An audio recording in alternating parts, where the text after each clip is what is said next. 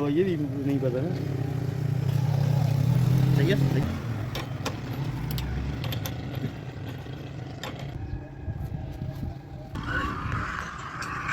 मजाक कर रही है कुछ।